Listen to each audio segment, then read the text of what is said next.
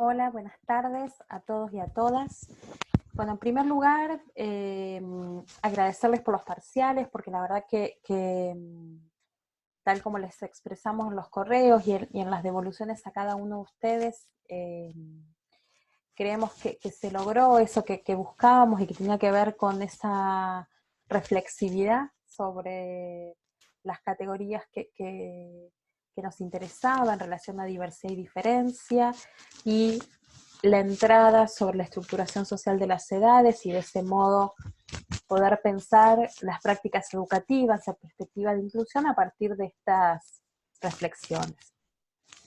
En el día de hoy y a partir del martes pasado, comenzamos con la tercera unidad, en el que proponemos un debate epistémico de la inclusión. Partimos de reconocer que la inclusión es un concepto polisémico que se desarrolla y se despliega en una arena de disputas, que suponen una captura hegemonizada por algunos de esos discursos, fundamentalmente a partir de la discusión jurídica, ¿no? Si uno observa las normas que regulan la práctica educativa en Argentina, vamos a encontrar una certeza consolidada en torno a que la educación debe ser inclusiva. Y ahí traemos la pregunta de qué supone la idea de inclusiva. La idea de algo inclusivo es que todos estén adentro. La idea de algo inclusivo, en este caso la educación, es que todos los sujetos que habitan en ella participen de manera activa, que sean protagonistas. La idea de inclusión supone una obligatoriedad de la escuela secundaria y que eso implique la presencia desde el inicio. Y ahí empiezan como a cruzarse con otros debates que ya venía sosteniendo el campo educativo y que tiene que ver con cómo se tramitan las desigualdades en la educación, ¿no? Esta idea de que la escuela viene siendo la mejor opción que hasta ahora hemos generado para alojar a los niños, jóvenes y adultos asociados a sus procesos de aprendizaje. El dispositivo escolar tiene la capacidad y la potencia de poder generar esos giros a las trayectorias. Y ahí uno de los primeros textos que me gustaría que compartamos tiene que ver con los aportes que nos brinda Kaplan, que es uno de los textos obligatorios que les proponemos, que se llama La inclusión como posibilidad, y que cada vez que me pongo a grabar dejo todo preparado y falla, como siempre. Aquí está. En ese texto es un texto muy didactizado, porque es un texto que hizo parte de algunas estrategias del gobierno previo al 2015, en el que se invitaba a la formación de los docentes, con lo cual van a encontrar que en la lectura hay algunas recomendaciones de actividades, de actividades leyendo otros textos, que no los hemos puesto a disposición, pero que son de fácil acceso. Pero en ese texto, Kaplan, lo primero que nos trae y que creo que se enlaza creemos que se enlaza con lo que venimos discutiendo, tiene que ver con el lugar del juicio académico. La idea de juicio académico en tanto enunciación sobre el lugar del otro. Sobre el lugar del otro pensando en que este otro niño, niña, niñe, joven, adulto, es un usuario legítimo de este servicio educativo o es alguien que se ha colado en nuestro espacio y es ese sujeto inesperado que nosotros discutimos fuertemente en la unidad anterior, dando por sentado que esa idea de lo inesperado implica una lógica consolidada y estática de la educación, eh, pero vamos a retomarla porque es una categoría que es bien interesante para poder generar algunas rupturas y que tiene que ver con esas clasificaciones y categorías que produce y reproduce la escuela, pero que no están exentos de disputas y de luchas. ¿no? Digo, esta idea del juicio académico, esta idea de la tipificación hacia los estudiantes, puede ser analizado en una parte por la lógica del lenguaje, qué lugar ocupa el lenguaje en términos performativos, algo que venimos trabajando desde Foucault, o sea, desde el primer texto hasta ahora, y por otra parte, también esta idea de este doble juego que la enunciación, que el nombrar le otorga visibilidad, pero que al mismo tiempo lo reifica en algún lugar. Y Kaplan dice, cuando se nombra la pobreza, cuando se nombra a los pobres, esa nominación no es inocua, dice ella. Por una parte porque deja en evidencia ese poder de nominación, pero que no es un poder de nominación que surge de la nada, sino que es un poder de nominación que surge, que emana desde un lugar jerarquizado, como es la práctica docente. Y por otro lado, porque visibiliza las condiciones materiales de existencia, ¿no? Esta idea de nombrar la pobreza en tanto denuncia de una práctica, de un lugar opresivo, varias veces lo que hace es colocar en un lugar estático a ese niño, niña o niñe. Entonces dice, cuando la política social se focaliza y necesitamos identificar al más pobre entre los pobres, se da este juego entre visibilidad y nominación, algo que el texto de José Juni y Cecilia Meléndez nos daba algunas pistas para pensar. Y ahí retomo un clásico como es Irving Goffman. Goffman es el padre de la microsociología, y Goffman en ese texto Estigma y en los modos de presentación a la vida cotidiana y en toda su obra, lo que nos pone en evidencia es esa fortaleza que tiene las formas de nominar. Digo, en ese libro Estigma, no sé si lo recuerdan, que es un libro junto a una serie de otros libros, digo, donde se mete muy fuerte en las políticas de salud vinculado a los dispositivos de encierro.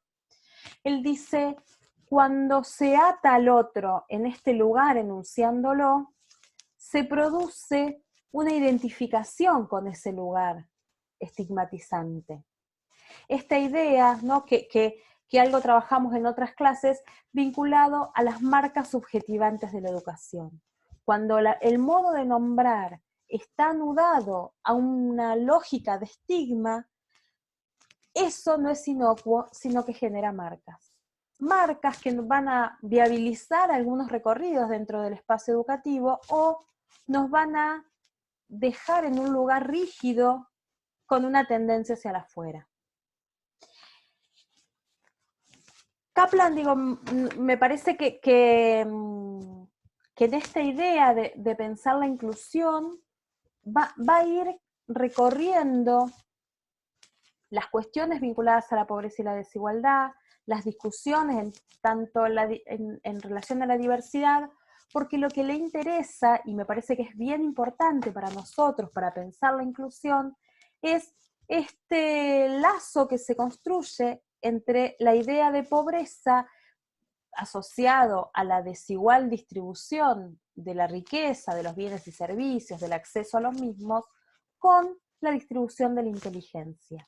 Ella dice, la inteligencia es uno de los instrumentos por los que las sociedades han legitimado la desigualdad social, ¿no? Aún no, digo, yo cuando en las primeras veces que nos encontramos con este texto, me acordaba de un montón de frases, ¿no? Del saber popular que colocan en esta idea de lo que natura no da, ¿no? Digo, hay como una idea de que viniste mal dotado de esa capacidad de inteligencia. Esa sentencia educativa, ese juicio académico del que nos habla Kaplan, va a estar anudando esta condición de pobreza o situación de pobreza a cierto determinismo biológico individual o del ambiente asociado a una a estar dotado de menos inteligencia que el resto. Y ahí es interesante porque el campo educativo, la práctica docente, va a estar anudado, va a estar vinculado a esta idea de la inteligencia, porque se supone que esa dotación diferencial de inteligencias va a estar vinculado a la capacidad de aprendizaje. Si pensamos que la inteligencia es una medida objetiva y absoluta, se presenta una justificación frente al fracaso escolar. Y bueno, ¿qué querés? ¿No? Si no tiene... En una investigación que junto con Liliana hicimos el año pasado, que ya parece una eternidad, trabajamos con algunas situaciones vinculadas a niños, niñas y jóvenes en situación de discapacidad y en contexto de pobreza, que habían sido expulsados o del sistema educativo, que tenían alguna situación de vulneración de sus derechos. Y ahí lo que aparecía son todos estos juicios académicos, estas sentencias, esas estigmatizaciones. Esta idea de, pero mirá el contexto en el que vive, no viene de un contexto letrado, no viene de, no hay quien lo estimule, ¿no? Pareciera que esa idea ambiental y esa idea de atributo individual biologizado va a explicar la falta, el fracaso escolar o la falta de desarrollo de inteligencia. Es bien interesante traer esto porque muchas veces se inviste de una mirada de la desigualdad para justificar un prejuicio que era preexistente y que viene a ratificar que este otro está jodido, ¿no? Hay una frase de Galeano que dice que los pobres están jodidos por la biología y no por la historia, ¿no? Creo que hay algo de eso que nos enlaza con lo que nos propone Kaplan. Con lo cual ella apuesta más y dice, la inteligencia es un modo de operacionalizar el racismo propio de la clase dominante en el capitalismo, ¿no?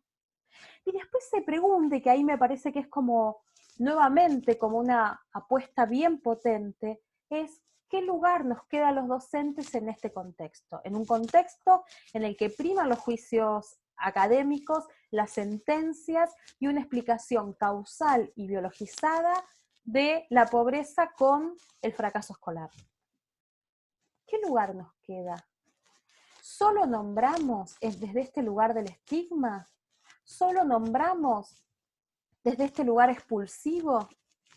Y ahí trae una historia bien bonita, que es la de Albert Camus, que se lo ha nombrado mucho en estos días por su libro La peste, que él dice que el lugar del docente puede ser, y viene siendo en muchas situaciones, como este lugar de nombrar a otros sujetos, hacer devenir a este sujeto, abrir caminos, abrir posibilidades y abrir futuros. Lo trae a la historia de Camus, que dice, esta escuela que es constructora de subjetividad generó un impacto positivo en este joven Camus, en este niño Camus, que viniendo de un sector popular, viniendo de un sector en contexto de pobreza, la escuela, en sus propias palabras, alimentó el hambre de descubrir un mundo simbólico vedado para algunos. Esta idea de esta enunciación, esta certeza de que es digno, él dice, hubo un signo de que fuimos juzgados como dignos para descubrir el mundo. La escuela me enseñó que tenía derecho a descubrir el mundo. Miren qué potente la práctica docente para pensar la inclusión como posibilidad. Ahí Kaplan plantea esta idea de que la escuela es un espacio con la capacidad de torcer destinos que se presentan como inevitables y aportar a romper con esa hegemonía de una mirada naturalista y biologicista que transmuta las diferencias, que transmuta las desigualdades en diferencia de inteligencia. Creo que es bien interesante este texto de Kaplan, un texto amigable en la lectura, un texto que nos va a permitir adentrarnos en estas discusiones en torno a la idea de inclusión. Así lo mismo vamos a encontrar con el texto de Pérez, con el texto de Krzyzewski, que vienen desde la investigación educativa produciendo debates en torno a la idea de inclusión. En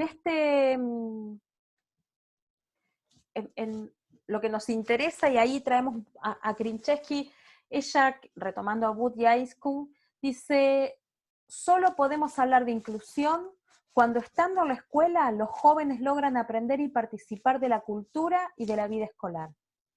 Esta idea de que la inclusión no se convierte en un como si. Estás en la escuela, digo, ahí hay varias investigaciones vinculadas a estas prácticas, a esta inclusión excluyente de la que nos hablan varios autores, en que la escuela hace un ejercicio en términos del derecho a la educación de todos y todas, las convenciones del niño, de las personas con discapacidad, de todas las que quisiéramos mencionar, hacen un ejercicio, hacen un movimiento para abrir las puertas, pero una vez que abran las puertas, pocos se interesan por lo que pasa con estos niños y niñas adentro. Cuánto aprenden, cuánto socializan, cuánto se sienten a gusto. Porque cuando nosotros pensamos la práctica docente como potencia, no solo estamos pensando en una práctica que promueva aprendizajes, sino una práctica docente que aporte a los procesos de subjetivación. Una subjetivación que me coloque, que me aperture a creer que puedo descubrir el mundo, ¿no? Tal nos traía Camus. La investigación de Krzyzewski junto con otras, digo, está esta y podrían ser otras, pero es interesante esta idea de, ella hace un estudio comparativo entre escuelas secundarias y lo que descubre, lo que encuentra, es que las diferencias institucionales, porque hay una sentencia escolar, ¿no? Un juicio académico que dice, yo puedo desarrollar una práctica que sea más inclusiva si los directivos, si el proyecto institucional así lo permiten, así lo promueven. Y ella lo que encontró, que esas diferencias entre los proyectos institucionales, los PEI, todo lo que van a ver en otras asignaturas, se diluían bastante a la hora del lugar docente. Lo que pasa en el aula tiene mucho que ver con el posicionamiento del maestro o del profesor. Eso podría ser una buena noticia en la medida en que, digamos, aportemos para pensar la inclusión en trabajar con este docente para que posibilite este lugar inclusivo. Pero al mismo tiempo, nosotros que venimos desde estas perspectivas más relacionales sabemos que no es todo estructura ni todo agencia. Entonces, ¿cómo vamos a cargar las tintas en un docente o en una voluntad individual de un proceso de inclusión o de una política inclusiva? ¿No? Ahí es interesante esto de cuán buena noticia podría ser esto. La otra cuestión, ella dice, la ausencia del segmento de clase destinado a la puesta en juego del contenido de la enseñanza. Hay como una persistencia de la clase docente sin intercambio, ¿no? La lógica de la interacción del aula está disociada de la lógica del contenido, la configuración didáctica de las clases y la construcción del conocimiento. ¿Cómo nos pensamos en nuestra práctica docente promoviendo aprendizajes y promoviendo la recreación de ese saber, la configuración de nuevas preguntas que desarrollen, que desaten nuevos aprendizajes y nuevos conocimientos? Krzyzewski dice, los procesos de construcción de la inclusión educativa no pueden comprenderse desde una única dimensión, y que el origen selectivo del nivel secundario sigue operando de alguna manera en contra de la inclusión de todos. También da cuenta de que no basta con abrir las puertas de la escuela y expandir la matrícula para que todos los jóvenes estén incluidos, sino que es necesario comprender lo que pasa en esa caja negra que para muchos aún son los procesos que acontecen en el interior de las aulas para revisar, repensar y mejorar el trabajo pedagógico que se realiza en las escuelas secundarias en pos de una inclusión verdadera. Algo de lo que Juni nos planteaba en términos de la gramática escolar. No podemos pensar la inclusión como categoría, como apuesta política, como apuesta ética, desapegada de la gramática escolar. ¿Qué hacemos con esa apuesta teórica, conceptual y política vinculada a la inclusión? ¿De qué manera la ponemos en juego? Y ahí vamos a trabajar, voy a dejar de compartir, vamos a trabajar, a ver, los textos de Aldo Campo, ustedes se van a encontrar, se encontraron con un video que Liliana le hace una entrevista cuando estuvo en febrero de este año, que estuvimos compartiendo el desarrollo de un seminario, y en ese video comparte algunas de las reflexiones que viene teniendo, partiendo de una idea. El autor nos propone pensar la inclusión desde un debate epistémico. Él dice, necesitamos conocer con profundidad, conocer teórica y filosóficamente qué imágenes asociamos a la idea de inclusión para poder devenir en el desarrollo de una metodología, el desarrollo de estrategias que impliquen y que pongan en acto esta idea de la inclusión. Porque si solo creemos que se trata de un desarrollo metodológico, podemos estar hablando de cosas distintas cuando pensamos en la inclusión. Tienen dos textos, uno del 2014 y el otro del 2018. Yo les recomiendo que empiecen por el del 2014, porque él va haciendo un recorrido en relación a esta idea de la inclusión, haciendo empieza a hacer ese despeje, desapego entre las políticas de inclusión educativa provenientes del campo de la discapacidad, a pensar la inclusión como una idea fuerza central de los estudios del campo educativo, ¿no? Ese movimiento que fuimos haciendo varios, o que intentamos hacer varios, de pensar que la inclusión tenía que ver con algunos colectivos en particular, asumir que la inclusión tiene que ver con un anclaje teórico, metodológico, político y ético de cómo pensamos la educación, ¿no? Pensar la inclusión educativa no es otra cosa que pensar la inclusión, ¿no? Ahí hay una de las cuestiones que va a aparecer con mucha fortaleza en el texto del 2018, pero que el texto del 2014 nos permite empezar a meternos en la lógica que tiene el autor, que es un autor que tiene mucha profundidad, que tiene su campo, su objeto de estudio es complejo, con lo cual no habría otra manera, pero empieza como planteando algunas cosas interesantes, y es asumir que el sujeto es un sujeto de derechos y de posibilidades. Ahí, en realidad él dice sujeto en derecho y de posibilidades. Ahí me parece un acierto interesantísimo. Primero porque nosotros hablamos que es un sujeto de derecho, y ahí cuando decimos sujeto de derecho todos sabemos de lo que estamos hablando. Pero él dice, ¿es un sujeto de derecho que le pertenece al derecho? ¿O es un sujeto que establece una relación con el marco jurídico, con el marco del derecho, con los enfoques de derecho? Pensar que es un sujeto en relación de derecho nos permite pensarlo desde las potencias y no desde la capturación absoluta de un discurso. No le pertenece al derecho. Los sujetos con los que nosotros trabajamos, con los que nosotros tratamos de aportar a construir un mundo más justo, no le pertenecen al marco jurídico. No existen porque el derecho los nombra. Existen previamente por su condición de sujeto, por su condición de ciudadanía, por su condición de persona. Y también pensar que es un sujeto de posibilidades empieza a correr el velo que muchas veces se coloca en los debates sobre la inclusión, pensando que la inclusión es un esfuerzo por compensar aquello que al otro le falta, algo que ya vimos bastante en la primera unidad.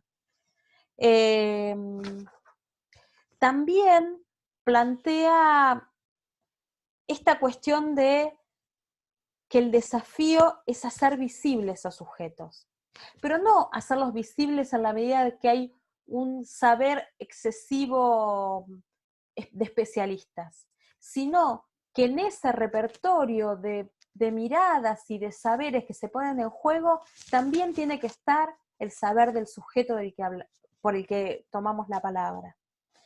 Va a meterse en esta cuestión de cómo se inscriben los debates sobre la inclusión en el inicio del siglo XXI, ¿no? Si uno piensa, digo, la educación se viene pensando desde sus orígenes, pero la potencia o el lugar hegemónico que van teniendo la idea de inclusión se fortalece o se masifica a principios de la década del 2000, aunque es una categoría que desde la década del 50 viene pujando. Y ahí empieza Aldo a tratar de ir como anudando, ir enlazando a qué cuestiones, con qué cuestiones está vinculada la categoría de inclusión, en términos epistémicos, ¿no? Él dice, viene siendo un híbrido que que es heredera de una tradición en educación y que se fue moldeando, pero bastante a las cachetadas, con todas las tendencias de moda en el campo educativo. Entre ellas la escuela para todos, ¿no? Que es a la que va a hacer bastante referencia. Y ahí va a decir, pensar que la educación inclusiva supone el trabajo pedagógico de la diversidad es en gran parte de la literatura internacional fuente de error, pues la diversidad es una propiedad inherente al humano y no una parte de un sistema de diferenciación propio de las sociedades modernas. La dificultad de la educación inclusiva no solo radica en la generación de discursos disonantes, sino que en la escasez de desarrollo de un modelo teórico y metodológico en la materia capaz de avanzar hacia el aseguramiento del sistema de enseñanza más coherente con las necesidades sociales que exigen hoy las transformaciones culturales. Él va a plantear que la mayor dificultad de los estudios de educación inclusiva es la falta de profundidad teórica y la claridad en cuanto al objeto.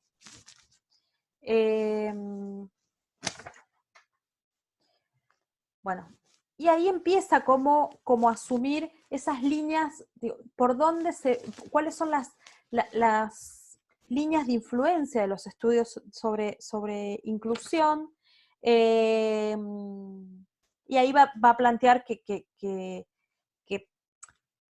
el posicionamiento al interior de las ciencias de la educación viene siendo de tipo híbrido, ¿no? Él lo está planteando en el 2014.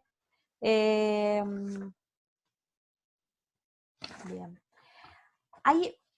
Yo creo que hay una potencia fuerte de los estudios que nos propone el autor, fundamentalmente porque nos sube la apuesta. Digo, todos los que estamos participamos del espacio educativo, pongamos por caso en la Facultad de Trabajo Social, creemos que la inclusión educativa es un derecho, creemos que la educación inclusiva debe ser una bandera indelegable para todos los que participamos de la institución educativa, que esa inclusión debe ser durante toda la trayectoria educativa desde niños a la adultez y a la vejez, que no es que no debiera ser un atributo para algunos, sino que tiene que ser una búsqueda colectiva en términos de pensar para quién producimos educación. Pero él nos va a decir, necesitamos hacer una reflexión profunda sobre el estatus epistémico de la categoría y poder corrernos de esfuerzos denodados por incluir a fulanos a poder pensar la inclusión como algo previo.